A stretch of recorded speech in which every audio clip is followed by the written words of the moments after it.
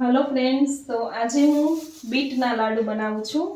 તો એ માટે મેં એકદમ ફ્રેશ બીટ લીધું છે। શિયાળામાં બીટ ખૂબ જ સરસ આવે છે, એકદમ ફ્રેશ આવે છે। તો આ બીટના લાડુ હું બનાવું છું। તો સૌ પહેલા આ બીટને સારી રીતે ધોઈ નાખવાનું છે।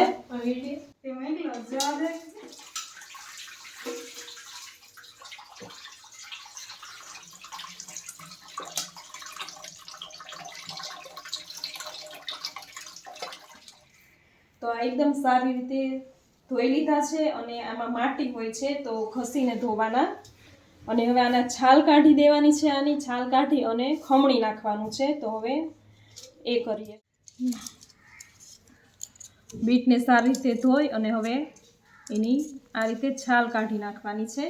બીટના લાડુ શિયાળામાં જો ખાવામાં આવે, આપણે બાળકોને ખવડાવીએ તો એનામાં હિમોગ્લોબિન ઓછું હોય તો તે વધી જાય છે અને આપણી સ્કિન ગ્લો કરે છે, આંખોનું તેજ વધે છે અને જેને B12 ઘટતું હોય ને એના માટે પણ ખૂબ સારું છે। તો આ બીટની છાલ ઉખેડી નાખી છે અને હવે આપણે આ રીતની જે ખમણી આવે છે એનાથી ખમણી નાખવાની છે। આ બીટ ખમણી લીધું છે। હવે આપણે લાડુ બનાવશું।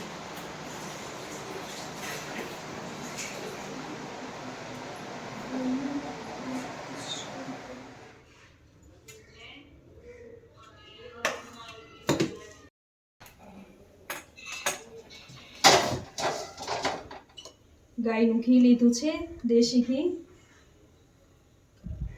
બહુ જામી ગયું છે ઘી। ઠંડી છે ને હમણાં વધારે। તો અહીંયા બતાવી તો, હમણાં ઠંડી વધારે છે ને ઘી બહુ જામી ગયું છે। જો બહાર હતું કે ફ્રીજમાં? બહાર જ હતું, પણ આ ઘરે બનાવેલું છે એટલે ચોખ્ખું ઘી હોય ને। જો કેટલું મસ્ત જામી ગયું।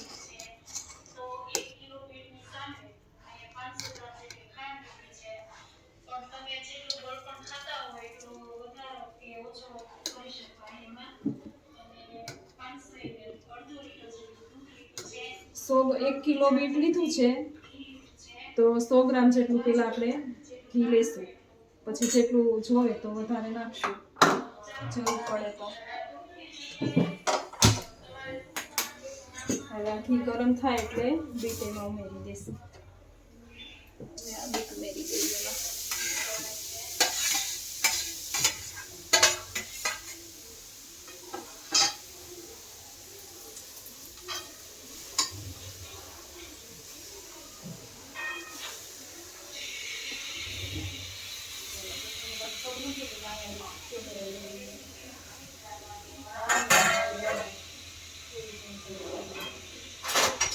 પેલા બીટને શેકી નાખવાનું છે।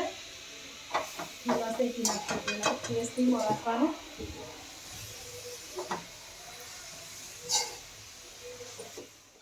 પાંચસો ગ્રામ જેટલું આપણે આમાં દૂધ ઉમેરવાનું છે।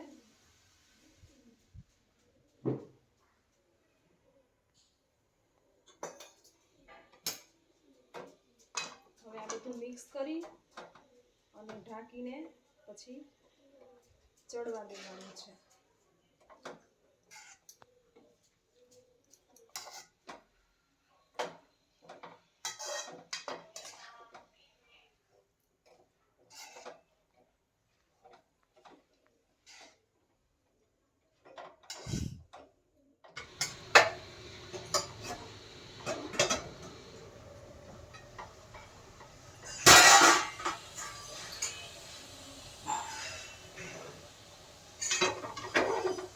આ બીટ બફાઈ ગયું છે અને હવે આમાં હજી થોડું દૂધ છે।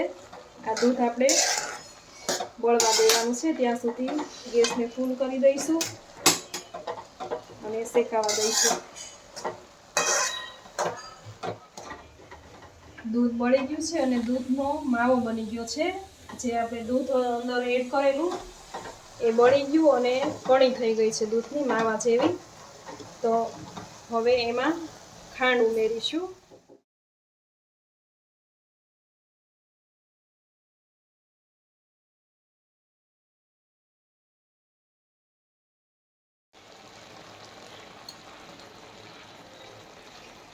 કેવો કરવો કરતા મમ્મી જેમ પાછું બેસી જાય.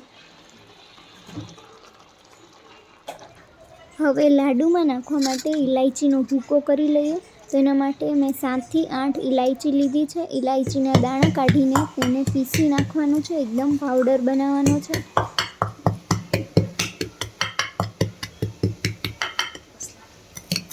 તો ફ્રેન્ડ્સ, અહીંયા કઢાઈમાં બીટ શેકાય છે અને સાઈડમાં મારા મમ્મી વાસણ વધેલા ધોવે છે.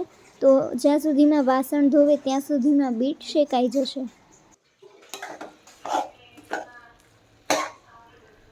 બીટ શેકાય છે અને હજી આમાં દૂધનો ભાગ છે. આ દૂધ બળે ત્યાં સુધી આપણે બીટને હજી શેકાવા દેવાનું છે ધીમા તાપે. એ શેકાય ત્યાં સુધીમાં આપણે ડ્રાયફ્રૂટ કટ કરી લઈશું. જે ડ્રાયફ્રૂટ તમારે એમાં ઉમેરવા હોય તે ઉમેરી શકો છો.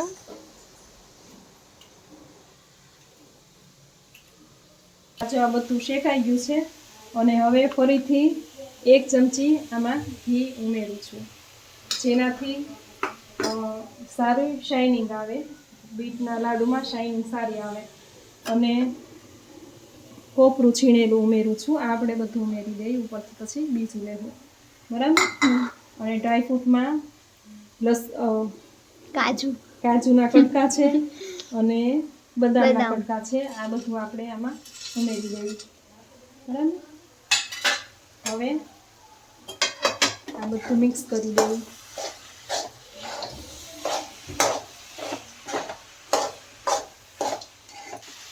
એલચી દળેલી છે.